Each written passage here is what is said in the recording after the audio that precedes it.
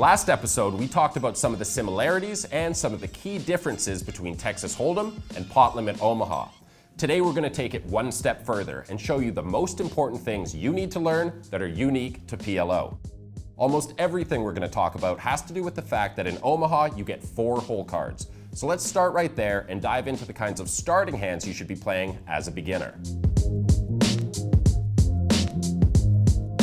If you're used to playing Hold'em, you'll know that a lot of the play happens before the flop. Pot-Limit Omaha, on the other hand, is much more of a post-flop game.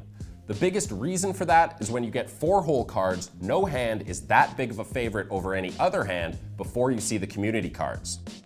In Hold'em, for example, pre-flop, pocket aces are about 80% to win against any other random hand. But in Omaha, the pre-flop edges are much thinner. A lot of players take that to mean that they can play almost any starting hand. Don't make that mistake. Strong starting hands turn into strong post-flop hands. And by focusing on hands that make the nuts more often, it's way more likely that you'll be the one coolering another player who has the second or third best hand. So, to reiterate, don't get sucked into playing every hand, especially as a beginner. Just like in Hold'em, when you start to get more experience, you can start to loosen up. But until then, keep it simple and focus on strong starting hands.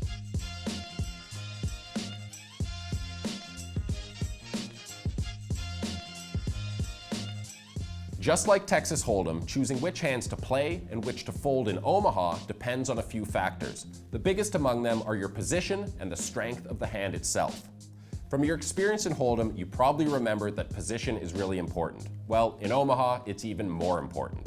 With 4 hole cards, it's way harder to put your opponent on a range of hands, and since it's pot limit, the amount you can bet and raise depends on how much is in the pot.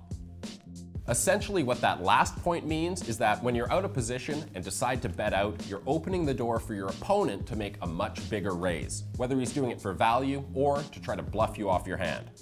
Sure, there's going to be times when you're in early position and you pick up a monster and decide to play it. But the truth is, you're never going to be that much of a favorite, and you're going to find yourself in tricky spots after the flop because you're out of position. As a beginner, you can avoid a lot of these problems by trying to play in position as much as possible.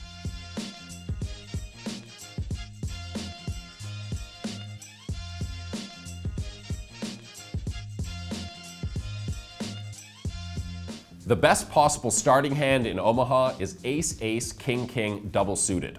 As a Hold'em player, you might think that the second best hand would be ace-ace, queen-queen double suited, but it's not. It's actually ace-ace, jack-10 double suited. And once you understand that, you'll start to understand how to evaluate starting hand strength in Omaha. When you first look down at your hand in Omaha, you want to think about 3 main things. Connectedness. In Hold'em, suited connectors are great, so imagine how powerful 4 cards in a row can be. 1 and 2 gappers can also be really strong hands. Suited or double suited. Double suited hands are really powerful in Omaha because they can make more flushes. Big cards are better. Whether you have pocket pairs, 4 cards in a row, or a double suited hand, the bigger the cards are, the better. You want cards that are more likely to make the nuts. In PLO, a lot of your profit will come from making the nuts and winning a big pot from another player who has the second or third best hand. To be clear, if you have 2 big pairs, it's always a strong starting hand. But when it comes to making hands like straights and flushes, big, connected cards that are suited are also really powerful.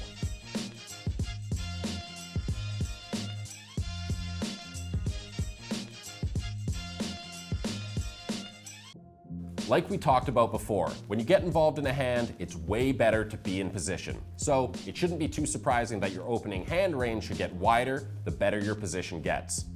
Because there's less people still to act, and you're going to have position for the rest of the hand, you can profitably raise tons of hands that you'd normally be folding from early position.